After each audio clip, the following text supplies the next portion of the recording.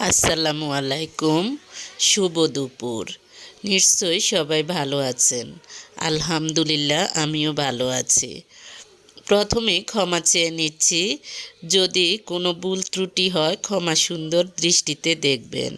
কারণ ক্ষমা চাওয়া এবং ক্ষমা করা হলো মহৎ গুণ।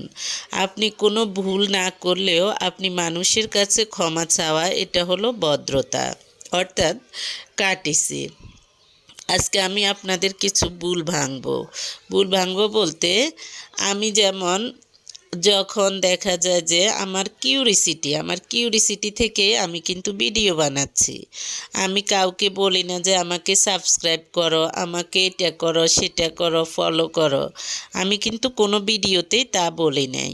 তবে আমি চিন্তা করছি যে বাচ্চারা এখন মোবাইল বেশি দেখে, আর হলো 60 বছরের উপরের মানুষ বেশি দেখে। তাহলে আমি বাচ্চাদের ভিডিও তেমন পারি না। তাছাড়া রান্না করাও আমার তেমন, রান্না গুছিয়ে টুছিয়ে করা, ভিডিও করা, ওটাও আমার বিরক্তিকর। দৌড়ে দৌড়ে বিভিন্ন জায়গা যেয়ে ভিডিও করা, সেটাও আমার কাছে বিরক্তিকর। তাই আমি ভাবলাম, এখন কিন্তু এটা হলো সামাজিক ব্যাধি, ফ্যামিলি ক্রাইসিস। এটা কিন্তু একদম প্রায় ব্যাধির মতোই, অর্থাৎ কেয়ামতের আগের লক্ষণ এগুলো। তাই আমি দেখা যায় যে বিভিন্ন মানুষের গল্প শুনে, বিভিন্ন মানুষের কাছ থেকে শোনা গল্পগুলো আমি আবেগ দিয়ে ফুটিয়ে তুলি। কারণ আমি আসলে কিন্তু শ্বশুরবাড়িতে আমার তেমন থাকাও হয় নাই।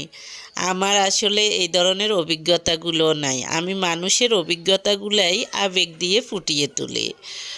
এবার বলবো কেয়ামতের আগের আরও কিছু লক্ষণ। কেয়ামতের আগে আসলে মানুষ, মানে কে কাকে মেরে খাবে, মানুষের মধ্যে লোভ, প্রতিহিংসা, অহংকার এগুলো বেড়ে যাবে। এছাড়া আরও কেয়ামতের আগের কিছু লক্ষণ আমি আপনাদের সাথে শেয়ার করতেছি। যেমন কেয়ামতের আগে শুধু ধনীদেরকে স্বাগত জানানো হবে, সাধারণ মানুষ অবজ্ঞাপূর্ণভাবে অবহেলিত হবে। অর্থাৎ টাকা পয়সা দেখে দেখে সম্মান করা হবে। টাকা পয়সা থাকলেই দেখা যায় যে তাকে বিভিন্ন জায়গায় বিভিন্নভাবে তাকে সম্মান করা হবে। তাছাড়া মানুষের মধ্যে ধন সম্পত্তি জড়ো করা, জীবনকে বিলাসবহুল করার মোহে দেখা যায় যে অনেক হাজব্যান্ডরা স্ত্রীদেরকে কিন্তু উপার্জনের সার্বক্ষণিক অংশীদার বানিয়ে ফেলে। মানে মানুষের ভিতরে এটা চিন্তা থাকবে না যে আমি বাঁচবো কয়দিন, খাবো কয়দিন। এটা চিন্তা থাকবে না কিভাবে আমি অবৈধ পথে, বৈধ পথে আমি অনেক সম্পত্তি অর্জন করব, অনেক দালান বাড়ি বানাবো, মানুষকে দেখাবো, দান করব, লোক দেখানো। এগুলো কিন্তু কেয়ামতের পূর্ব লক্ষণ। তারপর হলো কেয়ামতের আগে কিন্তু মানুষের সব দালান বাড়ি হয়ে যাবে। এখন কিন্তু ম্যাক্সিমাম হলো দালান বাড়ি।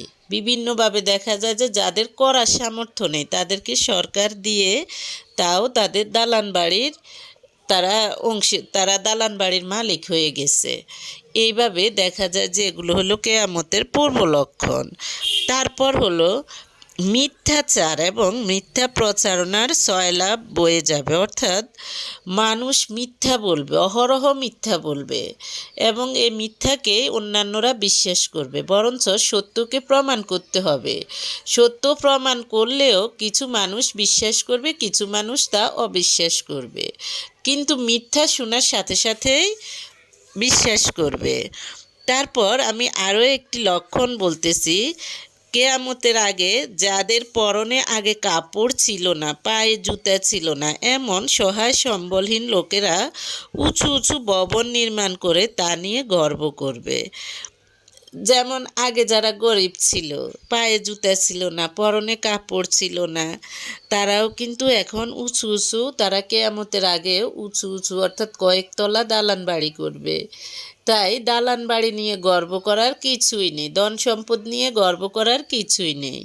এগুলো হলো কেয়ামতের পূর্ব লক্ষণ।